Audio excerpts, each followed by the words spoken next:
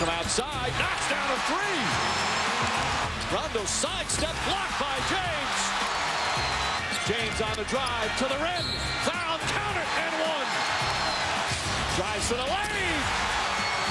LeBron James throws it down. It's stolen by James. Here comes James, lobs to Wade. Back to James. James fires a three. Bang! Bosh hits a three. Chris Bosh again. Wade, tough shot, draws the foul. It's good, and one. Well, this morning, the Boston Globe headline said it all. The finals dream ends along with an era. With Kevin Garnett and Ray Allen becoming free agents, questions surround the Celtics' future. Well, there's no doubt that the city of Boston has been spoiled the last decade by their professional sports teams. 6 championships and many more close calls have made fans from Beantown as obnoxious as ever, in a good-natured way, of course. But all good things must come to an end. Is this the end for the current Celtics unit? And if so, what will their legacy be? Here's Michael Wilbon. From the time Danny Ainge completed deals to get Kevin Garnett and Ray Allen in the summer of 2007, the Boston Celtics knew they were onto something worthy of the franchise's greatness. In Garnett, they had gotten one of the great defensive players of his generation, a player who would wear number 5, but reminded longtime Celtics observers of a certain number 6. In Allen, the Celtics had acquired one of the truly great shooters, a player who, like Sam Jones and JoJo White, would raise the jump shot to an art form. And in Paul Pierce, the Celtics got a Celtic, a 10-time All-Star who understood the town, its fans, what it meant to play on the parquet, and the smell of red cigar. With a dedication and intelligence demanded of the Celtics, the Big Three welcomed playmaking ace Rajon Rondo and low-post brute Kendrick Perkins, and nothing stopped them that very first season together. As they had so many times before, the Celtics won an NBA championship by going through their only nemesis, the Los Angeles Lakers.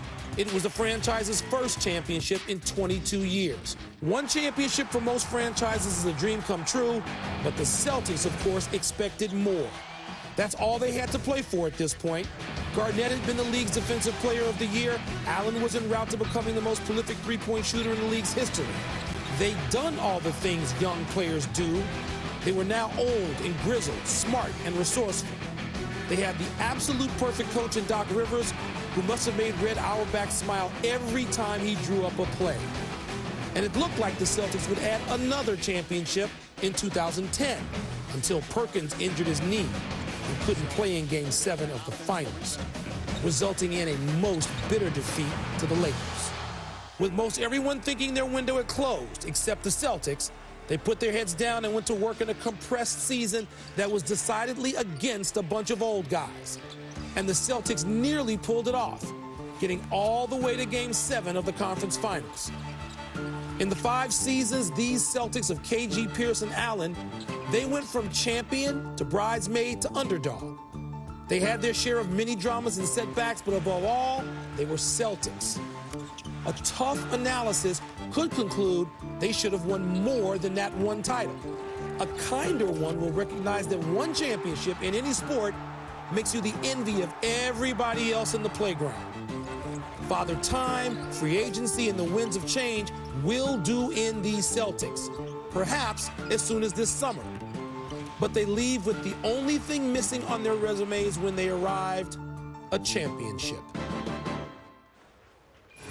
Whether this was their last game together or not, Paul Pierce, Kevin Garnett, and Ray Allen have already cemented their legacy in Boston. Here's a look back at other memorable Celtics eras.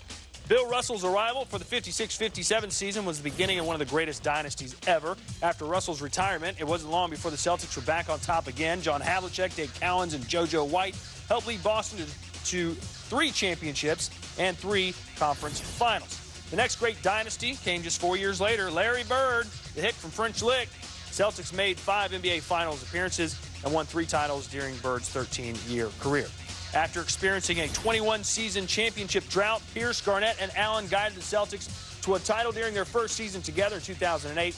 Under the Big Three, Boston won close to 70% of its games.